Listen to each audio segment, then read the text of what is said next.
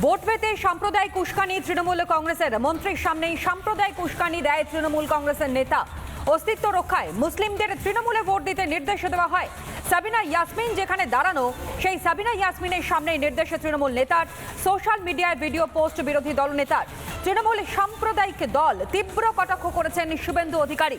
সাবিনা ইয়াসমিন যেখানে দাঁড়িয়ে রয়েছেন সেখানেই তৃণমূল কংগ্রেসের আর এক নেতা, তিনি রীতিমতন প্রভোগ করছেন যে অস্তিত্ব রক্ষা করতে তৃণমূলকে অর্থাৎ মুসলিমদের তৃণমূলকে ভোট দিতে নির্দেশ দিচ্ছেন।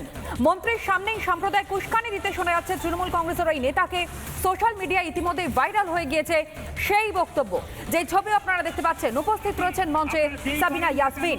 আগামী নির্বাচনে এটি আমাদের সাবিনাটি দাঁড়াবে, মানে তৃণমূলের প্রতীক নিয়ে দয়া করে আপনারা সকলে কিন্তু একসঙ্গে একজোট হয়ে ভোটটা দিবেনই। আমাদের অভিষেক ব্যানার্জি, আমাদের মমতা ব্যানার্জি, সাবিনাদি, যে এদেরকে আমাদের রাখতেই হবে আর কি। যদি না রাখি তাহলে কিন্তু আমাদের মুসলিমদের বিশেষ করে ভয়ানক অবস্থা হবে। আজকে যদি আমাদের এই মুখ্যমন্ত্রী চলে যায়, বিজেপি চলে আসে, তাহলে এই যে আমি গর্বের সঙ্গে যে দাড়ি নিয়ে বাড়াচ্ছি, এই দাড়ি নিয়ে আমার ক্ষমতা নেই আমার এই এতে পশ্চিমবাংলার কোনো জেলাতে যাওয়ার। এদেরকে ধন্যবাদ রাখি।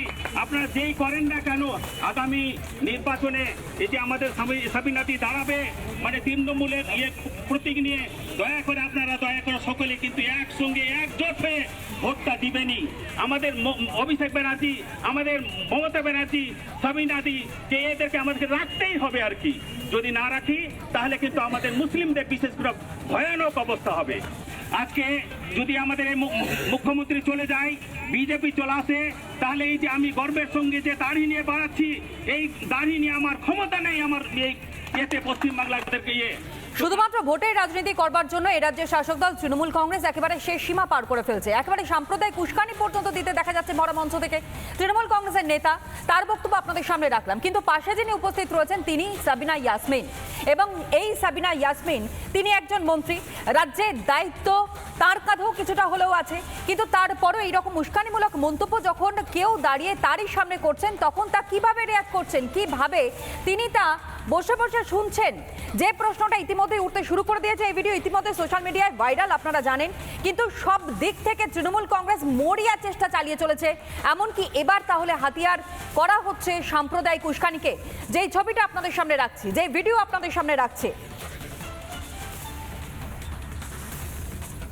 কিন্তু বললাম যে আজকে যদি আমাদের এই মুখ্যমন্ত্রী চলে যায়, বিজেপি চলে আসে, তাহলে এই যে আমি গর্বের সঙ্গে যে দাড়ি নিয়ে বাড়াচ্ছি, এই দাড়ি নিয়ে আমার ক্ষমতা নেই আমার এই এতে পশ্চিমবাংলার কোনো জেলাতে যাওয়ার। এদেরকে ধন্যবাদ রাখি।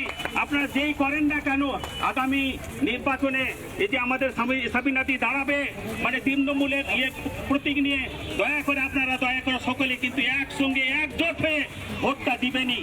আমাদের অভিষেক ব্যানার্জি, আমাদের মমতা ব্যানার্জি, সাবিনাদি, যে এদেরকে আমাদেরকে রাখতেই হবে আর কি। যদি না রাখি তাহলে কিন্তু আমাদের মুসলিমদের বিশেষ করে ভয়ানক অবস্থা হবে। আজকে যদি আমাদের এই মুখ্যমন্ত্রী চলে যায়, বিজেপি চলে আসে, তাহলে এই যে আমি গর্বের সঙ্গে যে দাড়ি নিয়ে বাড়াচ্ছি, এই দাড়ি নিয়ে আমার ক্ষমতা নেই আমার এই এতে পশ্চিমবাংলার কোনো। নানা ধরনের কন্টেন্ট দেখার জন্য লাইক করুন, শেয়ার করুন আমাদের ফেসবুক পেজ, সাবস্ক্রাইব করুন আমাদের ইউটিউব চ্যানেল। পাশাপাশি অন্যান্য ব্রেকিং নিউজের জন্য অবশ্যই চোখ রাখুন রিপাবলিক বাংলায়।